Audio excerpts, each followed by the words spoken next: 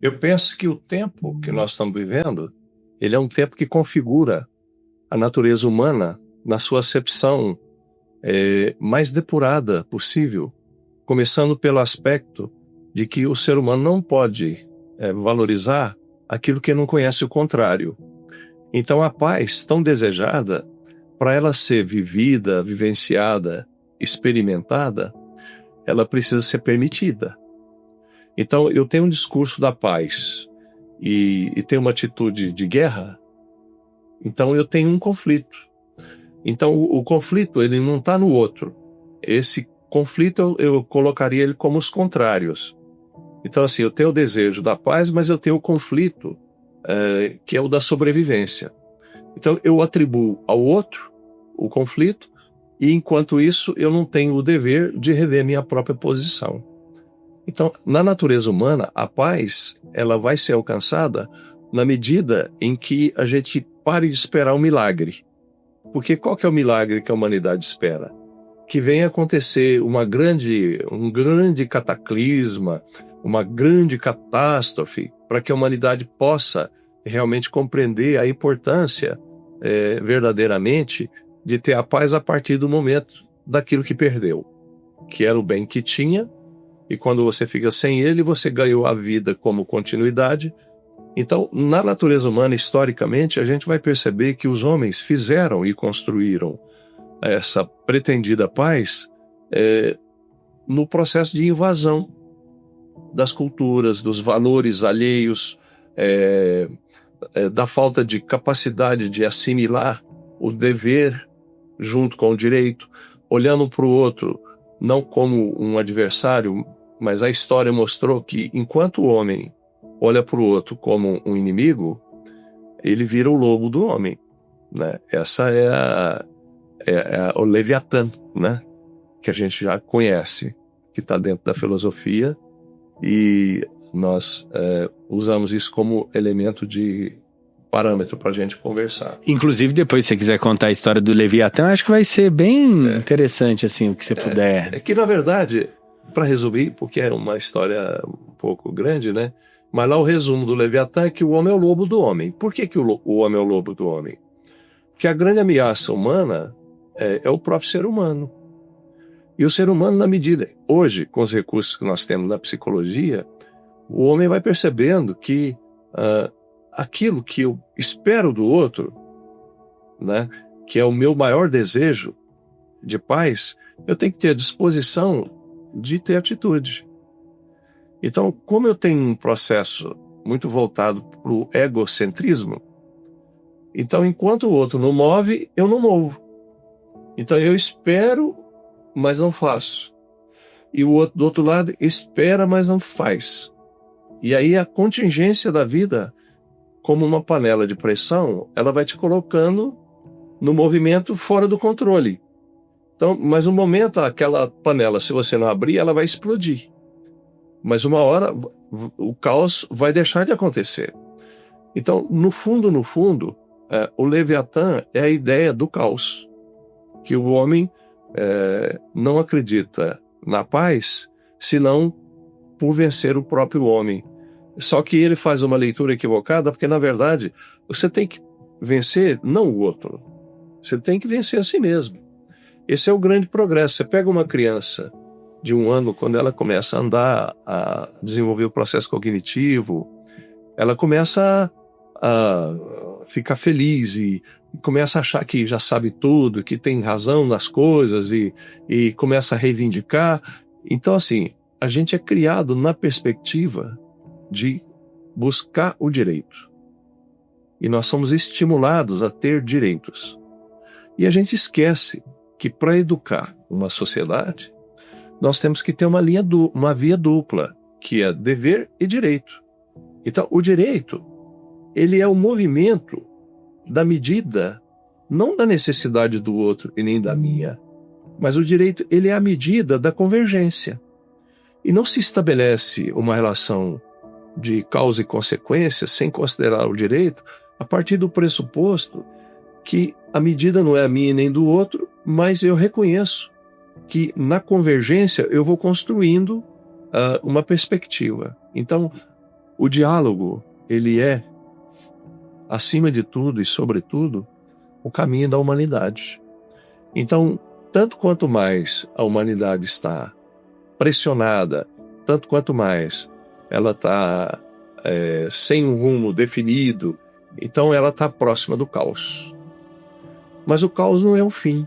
O caos é a transformação. Infelizmente, tem uma fala de Jesus que diz assim: o escândalo há de vir, mas ai de quem por quem ele vier. Fica parecendo uma ameaça, né?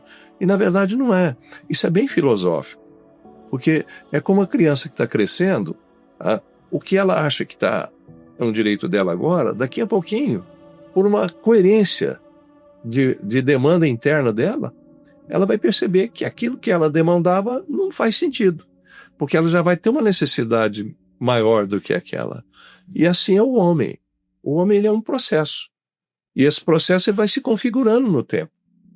E na medida em que a gente vai tendo novas ferramentas, agora com o advento da IA, então o homem vai se surpreender muito com o que está chegando por aí, com essa perspectiva de olhar para a IA, não esquecer do que os criadores da IA testemunharam publicamente, que foi copiado do cérebro humano, a IA, sendo uma cópia, quer dizer que ela é um fragmento daquilo que é o potencial da mente humana.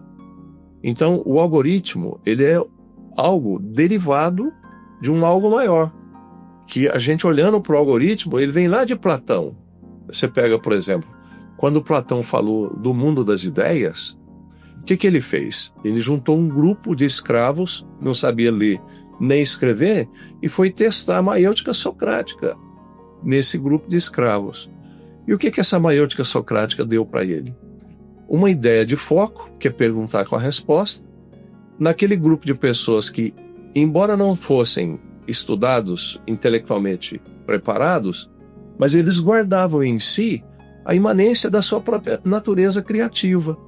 Então Platão juntou esse grupo e começou a fazer experimentos para desenvolver a primeira teoria que a humanidade conheceu, que é o idealismo, que é usado pelo direito e estruturou e fundamentou muito do que nós temos na nossa mesa de cozinha hoje, no nosso dia a dia, nas nossas relações sociais e nas relações econômicas e filosóficas.